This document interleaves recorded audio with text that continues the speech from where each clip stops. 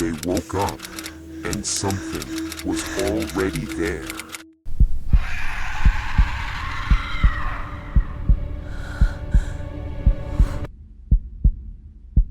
My body was a coffin, and I was wide awake inside it. Nothing moved, not an arm, not a leg, not even my throat to scream, just the silence pressing against my skull, my panic pounding like a jackhammer. I'd finished my last assignment and crawled into bed. My apartment was quiet, just the fridge humming, streetlights slicing through the curtains, safe, cozy, until it wasn't. The first weight hit my chest. Light at first, like blankets made of lead, then it crushed me, every breath a struggle. My heart thumped like it might tear through my ribs. That's when it hit me. My body wasn't mine anymore. From the corner of my eye, I saw it. Shadow. Not human, not exactly a shape, just darkness, alive, watching. Then imagine this. You try to move a finger. Nothing. Twitching. Useless. Your brain screams, move, roll, scream, but your body stays a coffin and the weight presses down harder. Every nerve is on fire, every shallow breath burns. The ordinary becomes monstrous. The ceiling fan hums, syncing with your heartbeat. The fridge growls, pipes whisper. Every sound seems alive, predatory. And the touch, that icy brush along your shoulder, feels real, too real. Seconds stretch into forever. Shakes twist in the corners of your vision, faces flashing and vanishing, grotesque and fleeting. You want logic. It's sleep paralysis, but fuck that. Your own body betrayed you. The fear is tangible. The pressure grows, suffocating. Every micro movement spikes panic. Every shallow breath hurts. You're aware of your lungs, your muscles, your heart, aware of being alive and utterly powerless. And then, silence, deafening. Your heartbeat echoes in your ears. Suddenly, weight shifts, closer, pressing into you, leaning into your chest. Your mind screams, move. Your body doesn't. You want to fight, but there's nothing to do. Just feel it pressing into every fiber of you.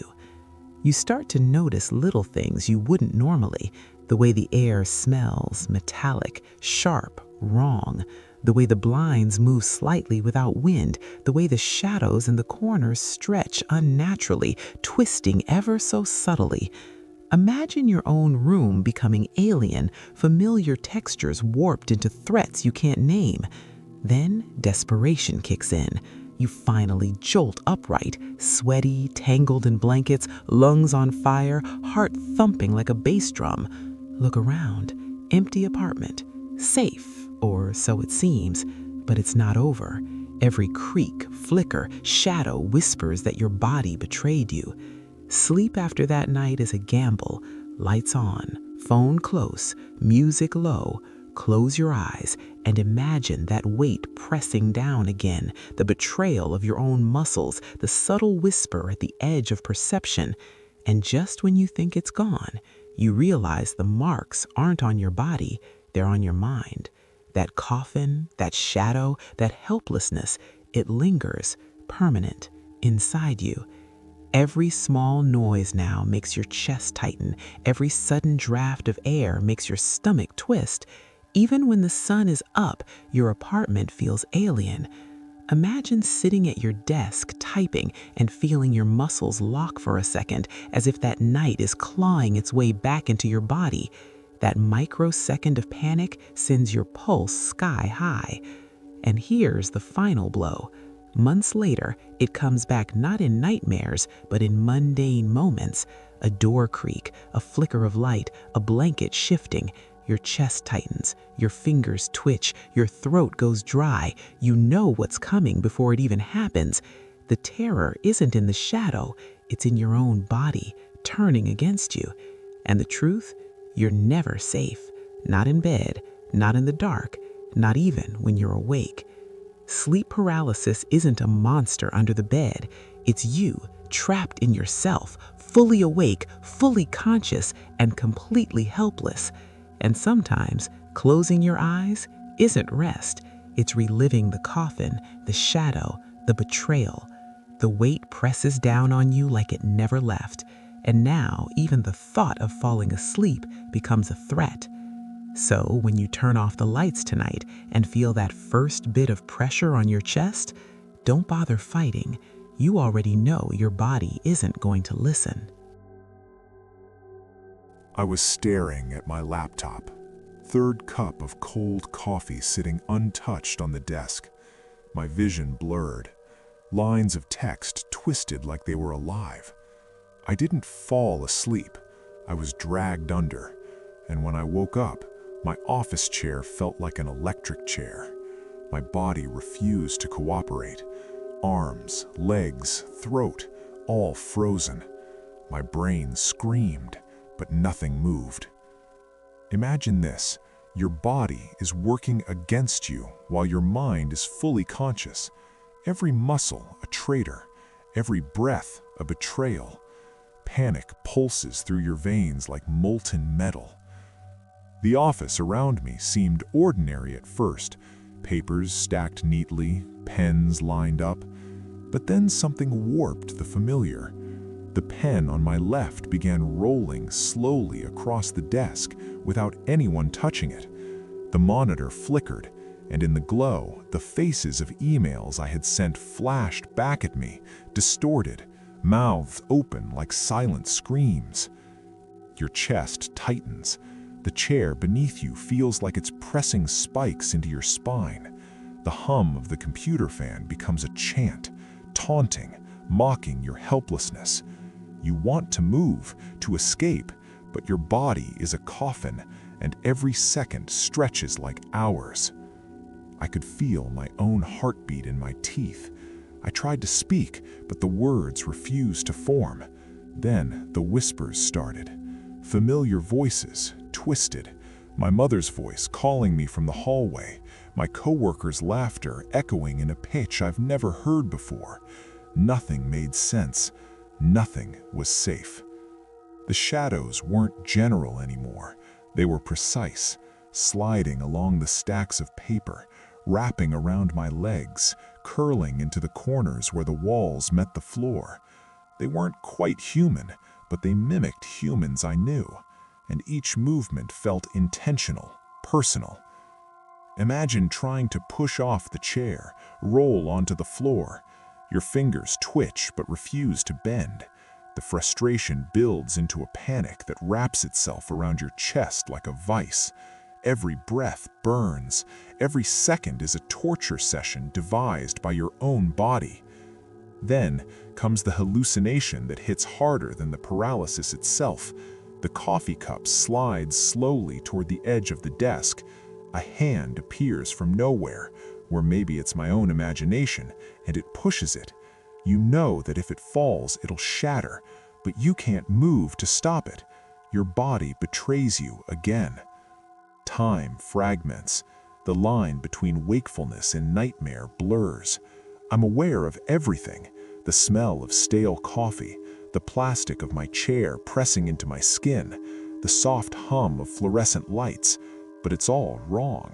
The familiar is corrupted, and the mind starts inventing worse things because it's terrified of the helplessness. And that's when it hits the peak. Your own body becomes a theater for fear. You feel the paralysis creeping into your back, your shoulders, your chest. Every micro movement you attempt fails. You're awake, trapped, aware. Imagine that, fully conscious, every nerve screaming, and completely powerless. Then desperation explodes. I snap upright, heart hammering, sweat slicking my skin, blankets of panic tangling around me. The office is empty, safe where it should be, but the memory, the betrayal follows me. The mundane items in the room, the coffee mug, the chair, the papers, carry a threat now. Every subtle sound reminds me of the body that failed me. And here's the cruel twist. It doesn't end when the episode stops. The terror becomes a ghost following you into the day. Every ringing in my ears, every muscle twitch, every blink and dim light reminds me that my body can betray me again. That moment of helplessness is imprinted in my nerves. Sleep after that night is a gamble. Close your eyes, and the chair, the papers, the whispers return. Every inch of the office stretches into something alien. Every shadow has intent. Your own body teaches your mind how it feels to be trapped, and you know that next time, the coffin lid might close before you even realize it. The frightening part isn't the shadow, it's realizing that I've been working myself into a grave. The stress, the overtime, the caffeine, the exhaustion, it's all practice. My body is rehearsing what it feels like to be trapped, to suffocate, to fail. And I can't stop it. Not tonight, not tomorrow. And the realization is worse than the paralysis itself. Sometimes I sit at my desk late at night, the glow of the screen painting my face pale. My muscles tighten, and I flinch, knowing what's coming if I let my mind slip, if I close my eyes. That familiar fear claws its way back, reminding me that my own body is my tormentor, and my mind remembers every second. Sleep paralysis isn't just a nighttime horror, it's the physical manifestation of burnout, the psychological echo of pushing too far, too long.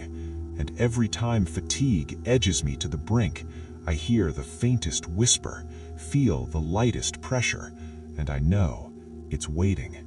It's inside me now, and it will be back. You've seen it now. The coffin in the bedroom, the electric chair in the office, and the shadows that know your name in the living room. But here's the thing about sleep paralysis. It doesn't care about your logic. It doesn't care that you've watched this video. In fact, the more you think about it, the more you're inviting it back in. Your brain is already mapping out the corners of your room. Your nerves are already rehearsing the silence. So I'm not asking for a like or a sub. I'm asking for a warning. Tell me in the comments, what's the one thing in your room right now that you're terrified will move once you can't? Go ahead, write it down. Maybe if you share the fear, it'll stay here and not follow you when you turn off the screen. Sweet dreams, if your body lets you.